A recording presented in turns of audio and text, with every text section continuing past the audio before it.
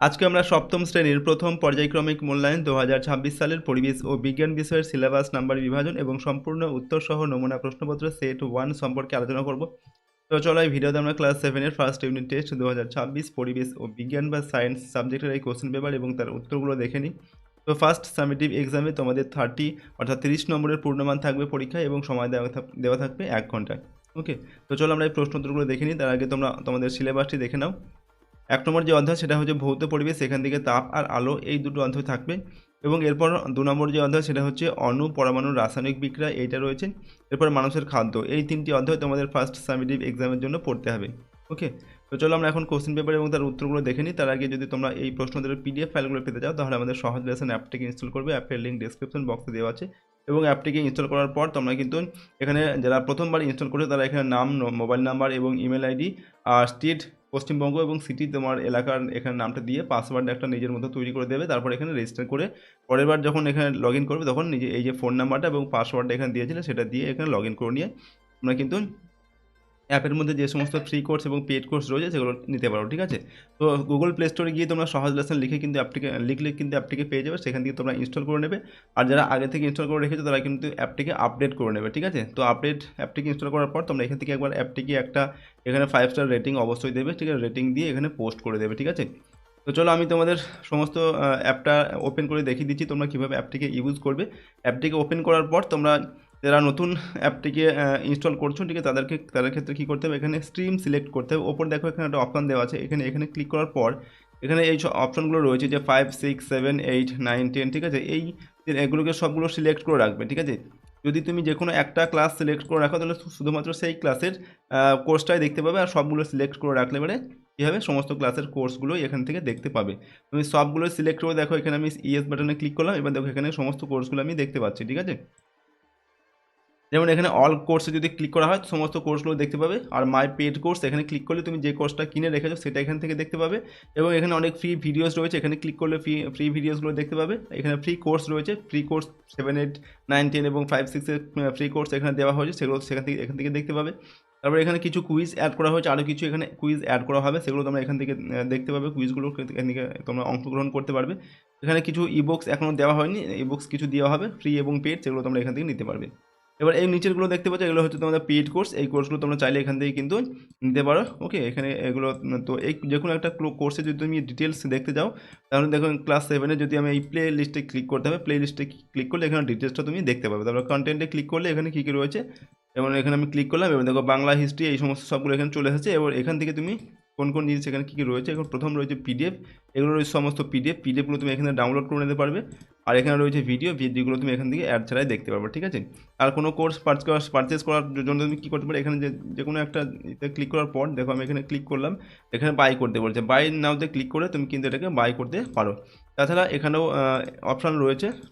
ওকে, দেখো এখানেও বাই নাও এর অপশান দেওয়া আছে, তোমরা চাইলে কিন্তু যে কোনো কোর্স তোমাদের যেটা প্রয়োজন সেটা এখান থেকে নিতে পারো।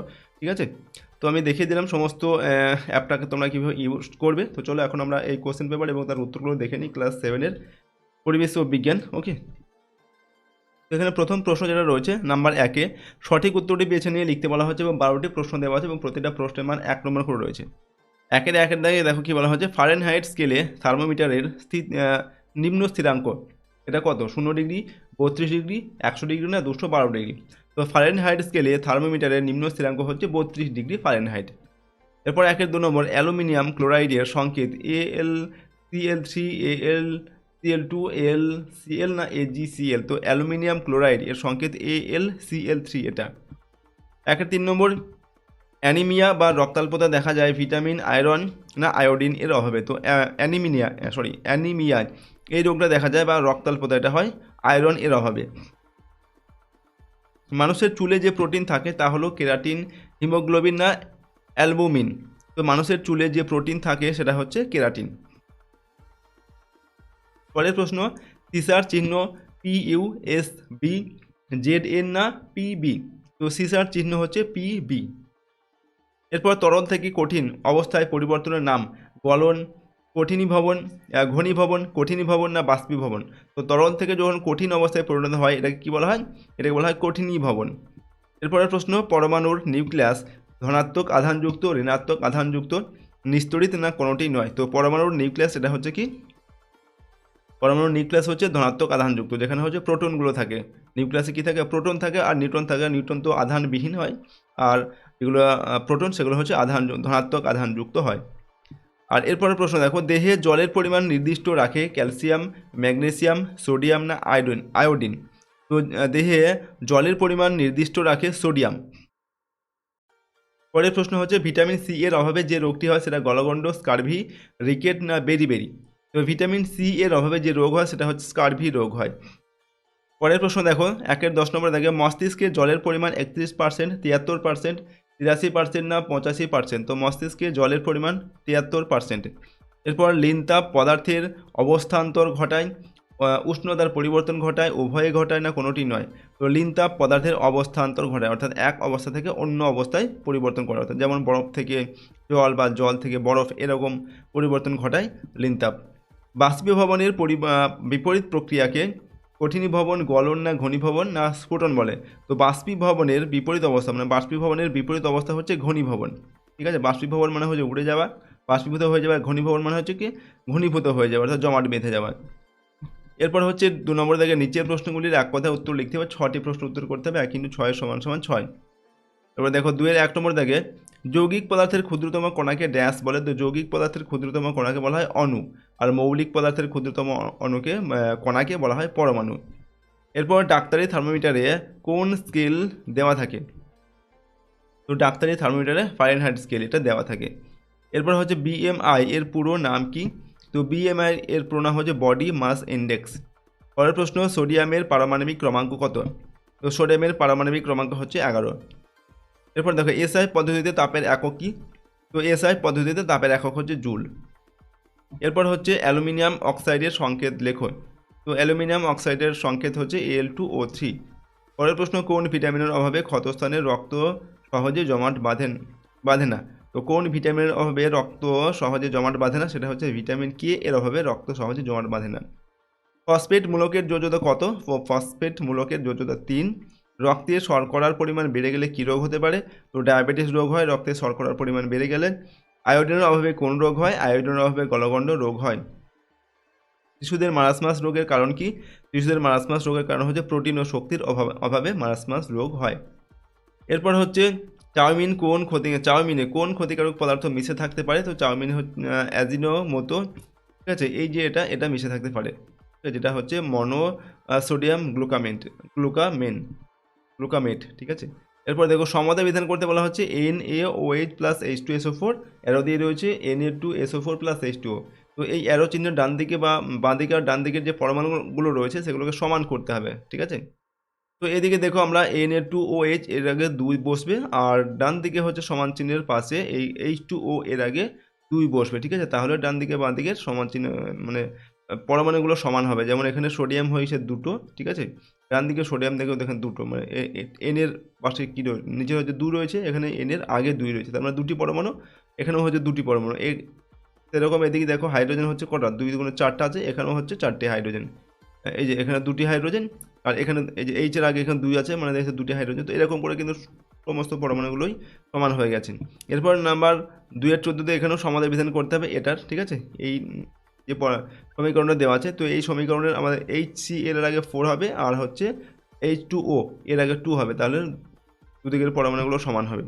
এরপর একটি ফাইটোকেমিক্যালস বা উদ্ভিজ রাসায়নিকের নাম লেখন। তো সেটা হবে ক্যারোটিনয়েডস, ঠিক আছে। এরপর মাশরুম খাদ্যদ্রব্যটিতে কি ড্যাশ পাওয়া যায়? তো মাশরুম খাদ্যদ্রব্যটিতে প্রোটিন পাওয়া যায়। 3 নম্বর দেখো, প্রশ্ন হচ্ছে নিম্নলিখিত প্রশ্নগুলির উত্তর দাও। এখানে 6টি করতে হবে, প্রশ্নের মান 2 করে, 6 × 2 = 12 নম্বর দেওয়া আছে। 1 নম্বর দেখে, থার্মোমিটারে পারদ ব্যবহারের সুবিধাগুলি লেখো। তো 1 নম্বর সুবিধা হচ্ছে পারদ একটি তরল ধাতু। 2 নম্বর হচ্ছে তাপে পারদের সুষম এবং দ্রুত বৃদ্ধি ঘটে, যা তাপমাত্রা পরিমাপের জন্য একটি প্রয়োজনীয় বৈশিষ্ট্য। 3 নম্বর, পারদের গলনাঙ্ক জলের গলনাঙ্কের অনেক কম এবং স্ফুটনাঙ্ক জলের স্ফুটনাঙ্কের অনেক বেশি হয় উষ্ণতা পরিমাপের ক্ষেত্রে কোনো অসুবিধা হয় না।